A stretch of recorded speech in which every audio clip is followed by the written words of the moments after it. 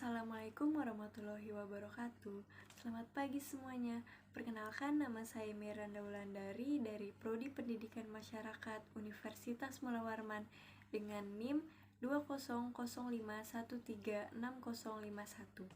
Tujuan dibuatnya video kali ini adalah untuk memenuhi tugas dari mata kuliah Metode Pembelajaran dan Penyuluhan Masyarakat yang tentunya diampu oleh Ibu Sri Wahyuni SPD MPD. Kali ini saya mengambil materi Blended Learning. Blended Learning adalah pembelajaran yang mengkomunikasikan antara tatap muka, di mana antara peserta didik dan tenaga pendidik itu saling berinteraksi secara langsung.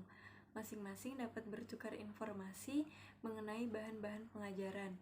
Belajar mandiri, belajar dengan berbagai modul yang telah disediakan, serta belajar mandiri secara online. Penerapan blended learning tidak dapat terjadi begitu saja. Beberapa hal yang menjadi pertimbangan yaitu karakteristik tujuan pembelajaran yang ingin kita capai, aktivitas pembelajaran yang relevan, serta memilih dan menentukan aktivitas mana yang relevan dengan konvensional dan aktivitas mana yang relevan untuk online learning. Karakteristik blended learning. Adapun karakteristik dari blended learning yaitu ada 4. Yang pertama, pembelajaran yang menggabungkan berbagai cara penyampaian, model pendidikan, gaya pembelajaran, serta berbagai media berbasis teknologi yang beragam. Yang kedua, sebagai sebuah kombinasi pendidikan langsung atau face-to-face, belajar mandiri dan belajar mandiri via online.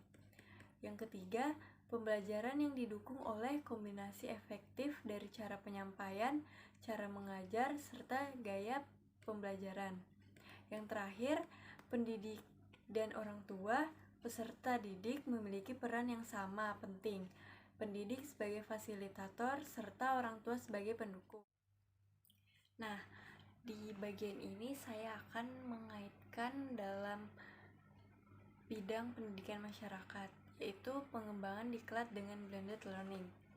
Sebelum melaksanakan pembelajaran dengan menerapkan blended learning, pendidik harus menyiapkan dulu semua kebutuhan pembelajarannya, terutama penggunaan platform teknologi yang akan digunakan dalam pembelajaran yang akan digunakannya tanpa melaksanakan tatap muka.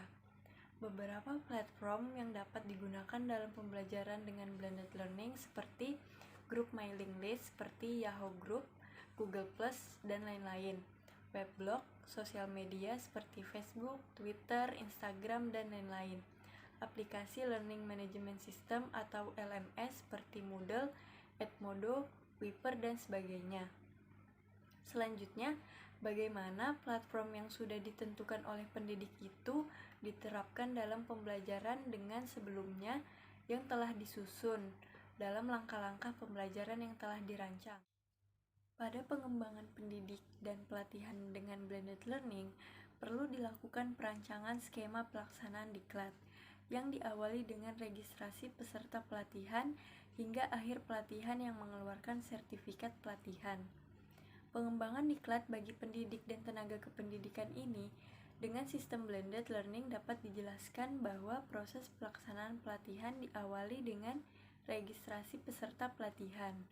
Pada registrasi peserta diklat ini secara teknis dapat dikembangkan registrasi secara online, yaitu dengan mendaftarkan diri secara online melalui website atau memberikan formulir yang dapat diunduh di website yang kemudian dikirim melalui email. Setelah melakukan registrasi, peserta diberi akses untuk melakukan unduh materi pelatihan dan mengikuti orientasi pelatihan mengenai teknis pelaksanaan diklat dan materi dasar secara tatap muka. Selanjutnya, peserta pelatihan dapat mengikuti pelatihan secara online yang terbagi menjadi 3 bagian, yaitu In-Service Learning 1, Face-to-Face, dan In-Service Learning 2. Pada In-Service Learning 1, peserta melaksanakan pelatihan secara online penuh tanpa adanya pendampingan.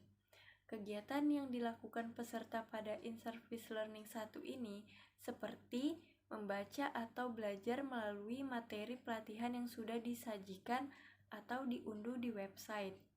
Pada face-to-face, dilaksanakan tatap muka yang kegiatannya bisa berupa penguatan dan evaluasi awal pasca mengikuti in-service learning 1.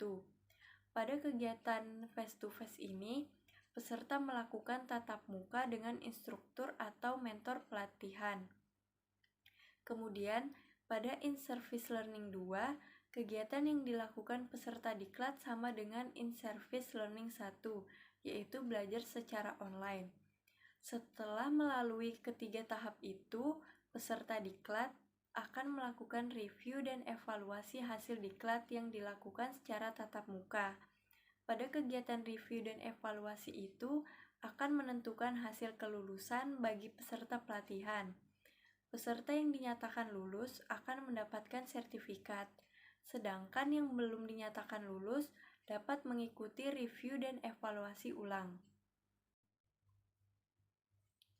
Untuk kesimpulannya sendiri, penerapan blended learning pada pendidik dan pelatihan bagi pendidik dan tenaga kependidikan sangat membantu dalam upaya meningkatkan kompetensi dan profesionalitas pendidik dan tenaga kependidikan. Hal ini dikarenakan dengan penerapan blended learning dapat mereduksi waktu dan biaya pelaksanaan pelatihan, sehingga para pendidik tetap dapat melaksanakan tugas pokoknya yaitu mengajar dengan baik. Ya, sekian dari saya, kurang lebihnya mohon dimaafkan. Wassalamualaikum warahmatullahi wabarakatuh.